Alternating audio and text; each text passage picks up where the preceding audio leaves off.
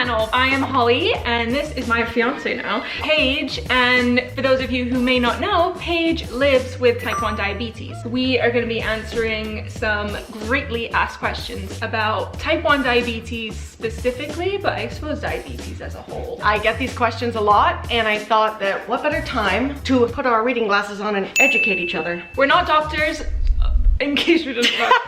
Glad we cleared that up. We asked on Instagram, and amongst the inappropriate ones, we have found the top most asked questions. We got a bunch, so we're just gonna kind of boom, boom, boom, pop, pop, pop, bang through them. What do we do with the thumb, Page? We blast it. Wow. Yeah. We'd really appreciate a subscribe. It helps us more than you can imagine. And also notification bell. Ding-a-ling-a-ling. All right, let's just jump right into this video. Jump, you say. I'm so glad you caught me because we're not about to do that. Put your goggles on and we're about to dive. Baby hair, that doesn't go there. Where does that even go? Just cut it.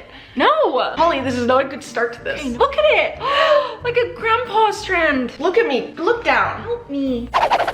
It just grew funny. There. That's not okay. It's done. No one comment on it.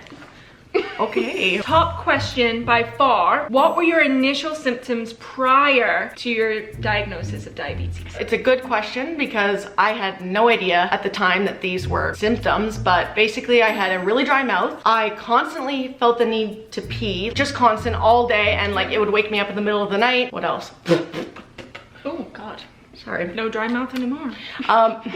I had headaches. I also thought for a while that I might have had like a UTI or a yeast infection or something. I know it's a little bit TMI going on. Sounds glamorous. Yes, so I actually went to the doctor for that, and once I did some blood tests, that's when I found out. So those are like the main ones. Dry mouth, needing to pee, headache, Waking up a lot. UTI. Yeast infection. Thanks for tossing that one back I just think you should say yeast infection as much as possible for anyone not wearing headphones. Another really popular question was, how did you feel once you first got diagnosed? I really had no clue what was in store for me. I didn't react a lot when it happened. It's not like I cried or was emotional or anything. I was just like, oh, okay. And I thought I was gonna be diagnosed and then everything would basically go back to normal. And it wasn't until like over time that I realized, wow, this has changed my life, and every action and thing that I do from here on out is gonna be different. So how old were you when you got diagnosed? It was October of 2015 and it was right after my 20th birthday. Happy birthday. Yeah, seriously, it was a good time. I thought that people were basically born with diabetes, and I think some are. I didn't realize that people can develop it later in life. It can happen at any point in your life, but for type 1 diabetes, I know that it is usually most common in the earlier part of your life. Okay, next question. What are the side effects of having too high or too low glucose levels? They do differ quite a bit. I find that with high glucose, I usually get really bad headaches, dry mouth, have to pee, which were all very similar to the symptoms I experienced before I was diagnosed. I was gonna ask, is that because you didn't know at the time you were living with diabetes, so my glucose levels were high, yes. And that, oh, okay. For low glucose levels, the best way to describe it is like I'm lightheaded, but it almost feels to me kind of like I'm a little bit drunk, except for the longer that I don't have any sugar, the worse that it gets. I feel like I can't communicate properly. Thoughts in my head, like I can't make the connections, and usually my hands get super shaky and I can be sweating profusely sometimes. I always have the fan on her if she needs it. Yeah, I usually get really warm as well. I don't know if this happens for everybody, but that's kind of the main stuff. Well, from my experience, having seen you with low glucose, your sentences are a bit disjointed. I have to kind of piece together what you're saying to make sense of it sometimes. Yes. And that's when you're extremely low, which is thankfully a lot less common now than when we first met, which really is like a testimony to your FreeStyle Libre system, because that really changed the game. Yeah, good. So speaking of your FreeStyle Libre system, somebody asked, Paige, can you share about your FreeStyle Libre 2 sensor? What is it and how does it work? Well, let me just stop you there and tell you this is actually the FreeStyle Libre 2 flash glucose monitoring system sensor. My apologies. Just in case. Wow, get it right, people. Come on. Okay, so what it is, you guys have seen this, you guys call this the sticker. This is a sensor that I can wear on either one of my arms that allows me to scan my phone on it, and I'm able to get my glucose levels right from my phone. It lets me set up customizable alarms so that I can know if my glucose levels are going high or low. I'm hooked up to it too. Yes. Not the sensor obviously, but I can see what Paige's glucose levels are on my phone. So that's helped me as far as like the caretaking role, because I don't have to ask her like, where are you at? I just get a little notification on my phone. Basically, the whole point of the FreeStyle Libre 2 system is that it eliminates the need for finger sticks. I get to just scan it, and that makes it so much easier. The first few years of my life living with diabetes, I didn't have it. You were like pick and choosing when and where to test, because say like if we were in a restaurant, you don't want other people to like see it when they're eating food. Yes. But now it's just like boop, done, boop, done. When you scan your sensor, it will have like directional arrows telling you where your glucose levels are headed. Am I going higher? Am I going lower? Or am I stable? Which is ideally what I'd like. I change this every 2 weeks, and I usually will like to switch arms. It's been really good, and it doesn't hurt. I can move it around. I don't feel anything with it. So I know you kind of briefly just touched on this, but a lot of people want to know, if any, what is the pain of insertion of the sensor and your pump? As long as you just follow the instructions on the back, there's really no pain at all. I know if she's had a bad one, most specifically with your pump actually, because she'll kind of put her pump sites just above her bum on her back. So if she's in bed, I'll just hear like the click kind of thing, and it'll either be absolutely nothing or ooh, and you're like, are you okay? I just go, yep, yeah. Exactly. Okay, I've got one for you now. Ooh. Yes, very special, aren't you? Has Paige's diabetes management impacted Holly's life/habits in any way? If so, how? Not to steal your spotlight, but yes, of course it impacted my life. Negatively? No, it's just more to think about, but I don't think that's negative at all. To be completely honest with you, I cared a lot more before your FreeStyle Libre because it literally answers all my questions for me now. I don't have to bug you so much. Going out and cooking and stuff, that impacts me probably the most. I am the chef of the house. And I am the eater. It's not like I have to cook certain things for Paige or she can't eat certain things. I have to kind of keep track of what's going in so that she knows exactly how many carbs that she's having. But if I want a big carby meal, I just tell her, hey, we're having a big carby meal. And I say, bring it on, sister. It hasn't negatively impacted my life in any way. It's more to care about, more to love. Very minimal stress, especially compared to what it used to be before I got the alerts from your system. Yeah. Love you. I love you too. Now that I've had my 10 seconds of fame, it's back to you. Here I am, everyone. People want to know, what is the scariest time where you've had low glucose levels? The scariest time was probably near the beginning when I found out that I had diabetes. Like I said earlier, I wasn't really educated on what living with diabetes would be like, and I didn't know how my body reacted to certain foods or insulin. I was kind of all over the place, really. It most often happened when I was playing sports. I was playing varsity soccer at the time, so that happened. I was just trying to get it in there. This is serious. Sorry. Scary. Before all this new technology kind of came into your life, your lows were low. You know what I mean? You were finger pricking. Finger sticks. Okay, yeah. Have you considered a diabetes service animal? You know what? I think we considered one for a while before. Near the beginning of our relationship, I think we both kind of wanted like a little dog. Yeah. A little doggy. Yeah. But then the FreeStyle Libre 2 system came into play.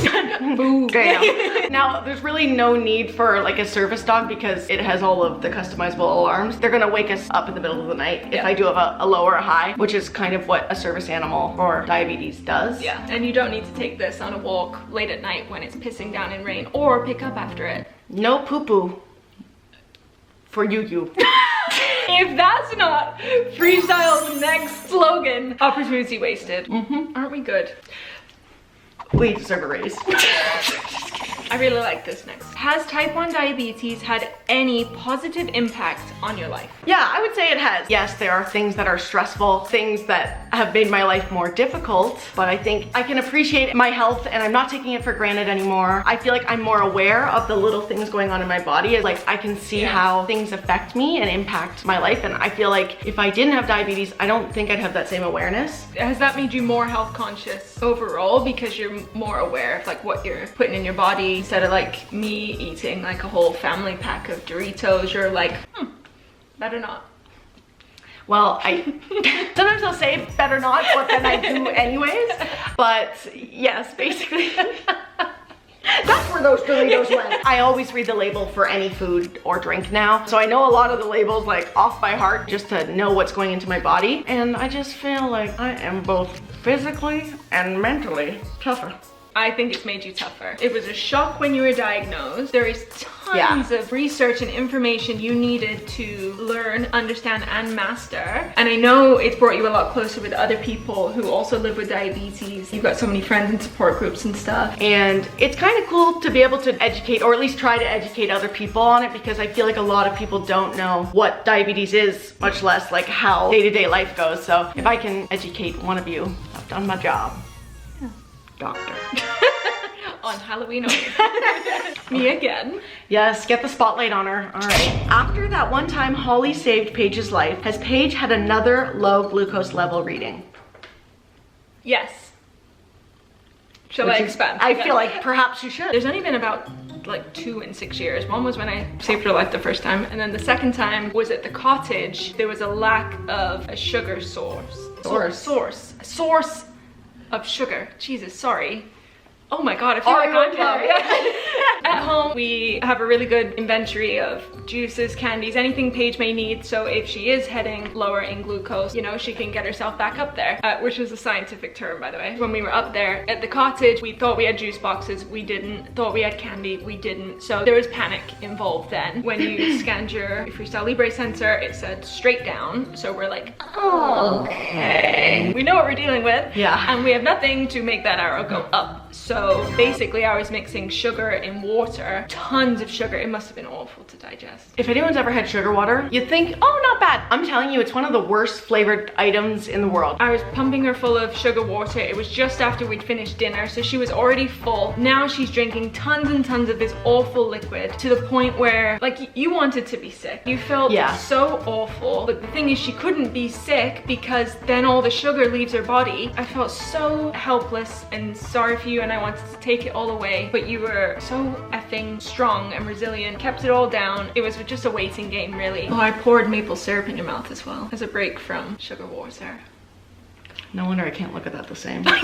This is a nice question. All right. What can I do to support a friend who lives with diabetes? Wow.